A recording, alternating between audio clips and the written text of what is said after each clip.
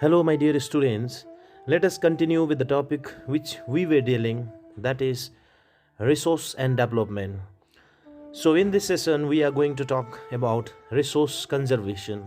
As we had already learned about the resource and the different types of resource and the classification of resource also. And we also studied the sustainable development. So, now out here, resource conservation.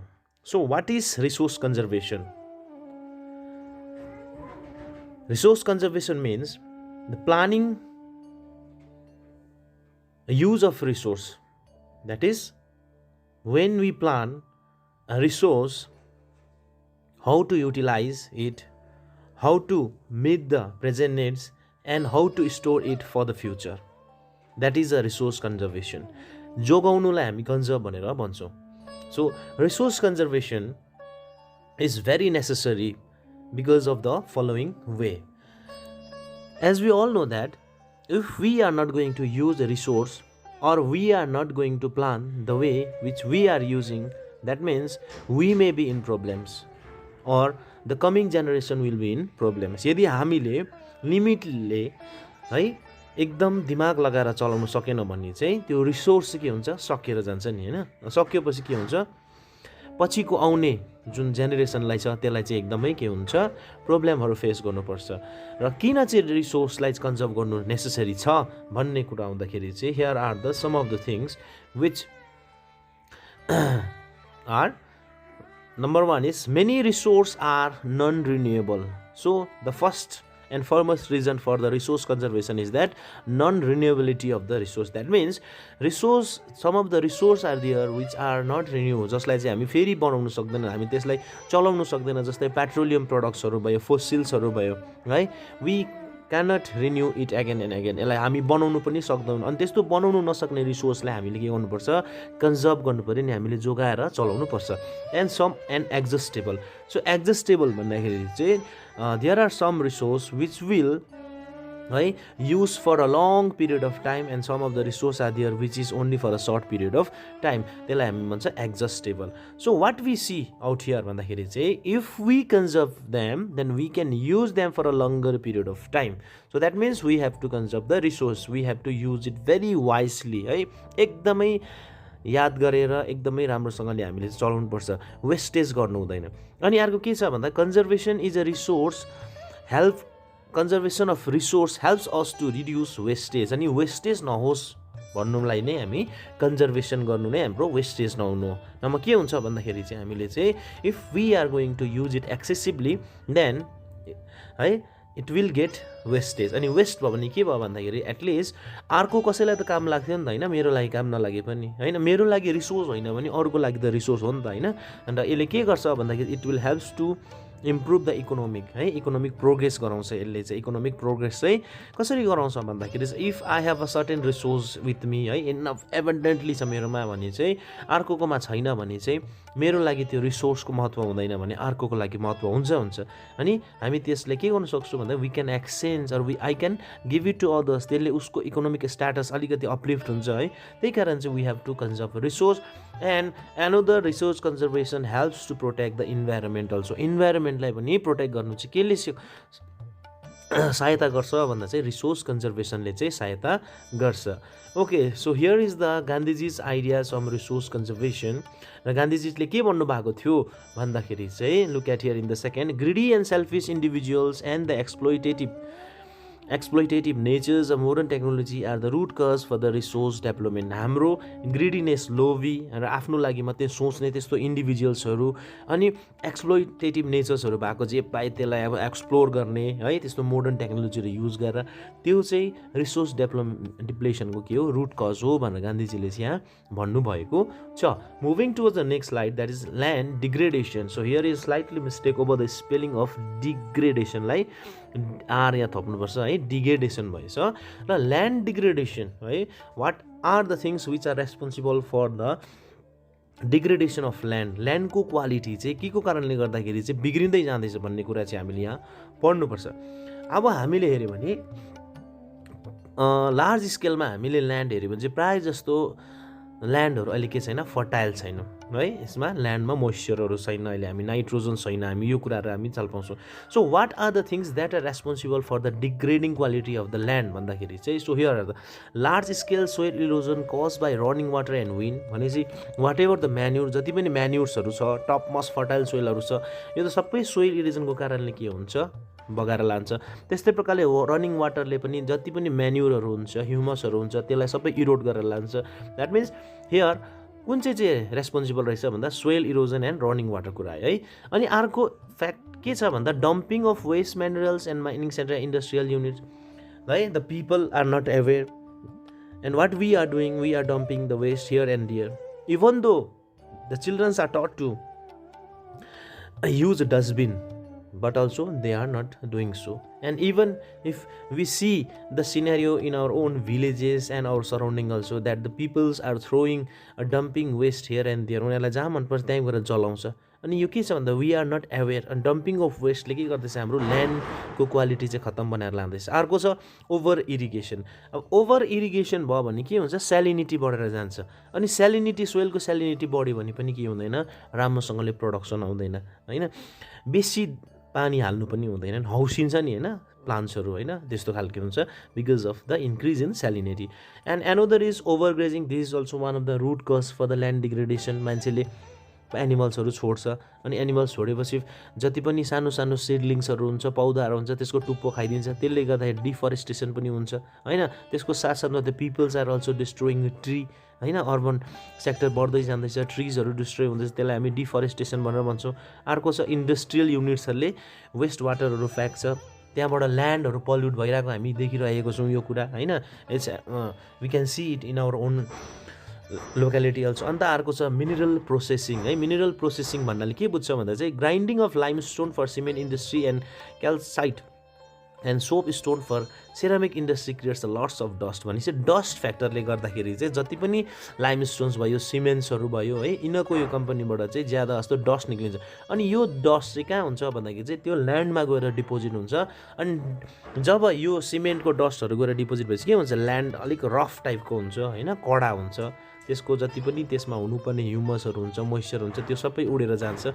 So these are the things which are responsible for the degradation of the land है. And land conservation measure, what are the things that we can do for the conservation of soil land भन्दाखेरि चाहिँ they are the alternative चाहिँ के छ भन्दाखेरि चाहिँ जुन opposite कुराहरू, जस्तै सोइल इरोजन छ, यसलाई हामी प्रिभेन्ट गर्न सक्छ. के गर्न सक्छ, डिफरेस्टेसन गर्नु पऱ्यो है. जुन चाहिँ ओभर ग्रेजिङ छ यसलाई पनि हटाउनु पऱ्यो. एफरेस्टेसन, पौधाहरू लगाउनु पऱ्यो. टेरेस फार्मिङ हामीले प्र्याक्टिस गर्नु पऱ्यो हिल्ली एरियाजमा है. सेल्टर बेल्ट्सहरू बनाउनु पऱ्यो, खेतबारीको बाउन्ड्रीतिर चाहिँ रुखपातहरू लगाउनु पऱ्यो, सो द्याट द है विन्डहरू आएर त्यहाँको जति पनि टपमोस्ट प्लान्ट्सहरूको है, टपमोस्ट फर्टाइल सोइलहरू उडाएर नलैजाओस् भनेर होइन. त्यस्तै प्रकारले माइनिङ एक्टिभिटिजहरूलाई कन्ट्रोल गर्नु पऱ्यो है. त्यहाँबाट किन भन्दाखेरि त्यो कन्ट्रोल भयो भने चाहिँ वेस्टेजहरू आफै गर्नु चाहिँ हामी सक्छौँ, ट्रिटमेन्ट गर्नु सक्छौँ. त्यसमा जति पनि हार्मफुल सब्सटान्सहरू छ त्यो निकाल्नु सक्छौँ. र अर्को के छ हाम्रो कन्जर्भेसन मेजर भने चाहिँ अर्बन वेस्ट जति पनि छ त्यसलाई चाहिँ हामीले बायोग्यास, बायोमेन्युर बनाउनुमा चाहिँ हामीले चाहिँ यसलाई चाहिँ के गर्नुपर्छ, यसलाई कन्भर्जन गर्नुपर्छ होइन. जति पनि वेस्टहरू प्रोडक्ट छ, biogas it is a very है गुड सोर्स अफ इनर्जी. अनि त्यस्तै प्रकारले over irrigation should be stop. That means we should not have to add more water in the fields है. हामीले एग्रिकल्चरल फिल्ड्समा चाहिँ ज्यादा भयो भन्दा बेसी, भएको भन्दा बेसी पानी चाहिँ हामीले हाल्नु हुँदैन. बेसी पानी हाल्यो भने पनि के हुन्छ, प्लान्ट्सलाई रिक्वायरमेन्ट भन्दा बेसी पानी भयो भने चाहिँ प्लान्ट्सले पनि लिँदैन, सहँदैन, प्लान्ट्स अटोमेटिकल्ली बिग्रिन्छ. And here is a soil as a resource. How can we consider soil as a resource? As we see all around our earth crust, we see a soil है. कस्तो खालके हुन्छ भन्दाखेरि चाहिँ लुज मेटेरियल्स हुन्छ नि है. Soil is a loose material. अनि के हो भन्दाखेरि चाहिँ this is the upper most layer of the earth crust है, which is loose, broken and useful for plants है.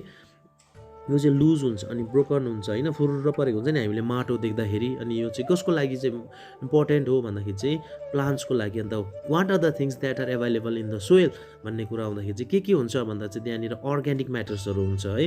अर्ग्यानिक म्याटरहरू के भने चाहिँ प्लान्ट एनिमल्सहरू सबै कुहेर त्यहीँनिर माटोमा मिल्छ, that is a organic matter. And bacteria हुन्छ, अर्थ वर्म्सहरू हुन्छ। So these are the things which are available in the soil. And how soil is form भन्दाखेरि soil is mainly form due to the process of weathering. Weathering के हो भन्दाखेरि चाहिँ when there will be a continuous है एउटा हुन्छ नि contact of wind with the अब स्टोनमा विन्डले लागेको छ भने चाहिँ त्यहाँबाट स्टोन्सको पनि के हुन्छ पार्टिकल्स झर्छ। त्यस्तै प्रकारले if we go to the river then we see a very fine qualities of rocks होइन, स्टोन्सहरू चिल्लो देख्छौँ हामी। किन चिल्लो भएको चाहिँ बिकज अफ द वाटर, पानी त्यहाँ माथि कुदेर गएर चाहिँ चिल्लो भएको। Whereas if we compare the same rock with the rock which are available in our locality then that is different. अनि के हुन्छ भन्दाखेरि चाहिँ उनीहरूको माथिको टपमोस्ट लेयरलाई है, रक्सको टपमोस्ट लेयरहरूमा चाहिँ जब यसरी विन्डको प्रेसर पर्छ, जब क्लाइमेटको प्रेसर पर्छ, त्यस्तै प्रकारले जब वाटरको प्रेसर पर्छ लामो टाइमसम्म यो चाहिँ के हुन्छ भन्दा चाहिँ यो चाहिँ आफै टुक्रेर झर्नु थाल्छ। अनि त्यही टुक्रेर झरेको चाहिँ हाम्रो के हुन्छ सोइल बनिन्छ। अनि यो प्रोसेसलाई हामी वेदरिङ भनेर चाहिँ हामी भन्छौँ। So factors which influence soil formation process. अब सोइललाई चाहिँ के प्रोसेसले चाहिँ इन्फ्लुएन्स गर्छ, कस्तो प्रकारले बनिन्छ भन्दाखेरि the number 1 is climate decide the rate of weathering है। कस्तो टाइपको वेदरिङ हुन्छ त्यो क्लाइमेटले डिसाइड गर्छ। अब एकदम हट टाइपको छ, कोल्ड टाइपको छ होइन, त्यस्तै प्रकार ह्युमिडहरू टाइपको छ भने चाहिँ त्यही प्रकारको खालको चाहिँ वेदरिङको त्यस्तै खालको इफेक्ट हुन्छ। अर्को छ topography means formation of the land which I had already told you in the class also है। ल्यान्ड फर्म्सहरू कस्तो हुन्छ, डेजर्ट हुन्छ, प्लेन्सहरू हुन्छ, प्लेट्युज भयो, कोस्टल्स भयो। अनि त्यो हिसाबको पाराले चाहिँ त्यहाँनिर पनि सोइल फर्मेसन त्यस्तै प्रकारले हुन्छ। And the nature of parent rock भन्दाखेरि के हो भन्दाखेरि चाहिँ रकको कम्पोजिसन कस्तो थियो त, whether the soil is form from the igneous rock, metamorphic rock or sedimentary rock. जस्तो रकबाट निक्लेको छ त्यस्तै प्रकारको सोइलको टेक्सचर हुन्छ। इग्नियस रकलाई हामी प्राइमेरी रक, प्यारेन्ट रक भनेर भन्छौँ। इग्नियस रक होइन एकदम नै फर्स्ट प्राइमेरी स्टेजमा हुन्छ, त्यहाँबाट इग्नियस रकको ट्रान्सफर्म भएर सेडिमेन्ट्री हुन्छ, सेडिमेन्ट्रीबाट फेरि मेटामोर्फिकमा जान्छ है। अनि त्यो हिसाबमा सोइलको टेक्सचर त्यसमा आउँछ। And another is vegetation decide the amount of humus available in the soil. भनेपछि रुखपातहरूलाई चाहिँ हामी भेजिटेसन भन्छ, जसलाई चाहिँ हाम्रो इन्टरफियरेन्समा चाहिँ बिना चाहिँ आफै के भएको छ फलाएको छ, त्यस्तोलाई हामी भेजिटेसन भन्छ। अन्त हामी जङ्गलमा जाँदाखेरि हामी देख्छौँ कालो होइन ब्ल्याक कलर है इन द सोइलको कालो कलर हुन्छ। सोइलमा जति पनि त्यो म्यान्युरहरू हुन्छ, ह्युमसहरू हुन्छ, त्यो चाहिँ भेजिटेसनमा चाहिँ डिपेन्ड गर्छ। एकदमै थिक भेजिटेसन छ भने त्यहाँनिर ह्युमसको मात्रा ज्यादा हुन्छ, या भेजिटेसन नभएको जग्गामा ह्युमसको मात्रा एकदमै कम्ती हुन्छ। So these are the factor which influence the formation of the soil. And there are 6 type of soil, that is alluvium, red, black, laterite, desert and mountain soil. So these are the 6 type of soil. And here I am going to talk about the difference between khadar and bhangar. So khadar and bhangar is a part of alluvium soil. यो alluvium soil को part हो। भङ्गर चाहिँ के हो भन्दाखेरि चाहिँ यसलाई चाहिँ हामी ओल्ड सोइल पनि भनेर भन्छौँ। हामी यसलाई चाहिँ हामी ओल्ड अनि खदरलाई चाहिँ हामी न्यू भनेर चाहिँ हामी भन्छौँ। अनि भाङ्गर चाहिँ कहाँ हुन्छ भन्दा चाहिँ नर्दर्न प्लेनमा हुन्छ। नर्दर्न प्लेनको कस्तो जग्गामा हुन्छ भन्दाखेरि चाहिँ लाई एबोभ अ फ्लड प्लेन्स। अब फ्लड प्लेन्स अब के हुन्छ भन्दाखेरि चाहिँ प्लेन एरियाजदेखि चाहिँ जब माथि ओके न प्लेन अब सपोज यो यस्तो हिल्ली एरिया पनि होइन, हिल्ली एरिया भयो, अनि हिल्ली एरियाबाट यस्तो हुँदै त्यहाँदेखि यसरी सिधा जान्छ। यो एरियामा चाहिँ हाम्रो भङ्गर भनेर पाउँछ। अनि खदर चाहिँ कहाँ पाउँछ, यहाँ पाउँछ। फ्रेसली डिपोजिटेड सोइल हुन्छ त्यो चाहिँ जब वाटर चाहिँ यसरी यहाँबाट यो बाटो जान्छ के हुन्छ तब यो फिजिन्छ नि यसरी होइन, यो फिजिएर यसरी जान्छ पानी। अनि यो पानी नै यहाँ यत्रो फिजिएर यसरी लिएर जान्छ। यो फिजिएको जग्गामा जब माथिबाट नयाँ सोइल आएर कभर हुन्छ यो बाडाको जग्गामा, यसलाई हामी खदर भनेर चाहिँ हामी भन्छौँ।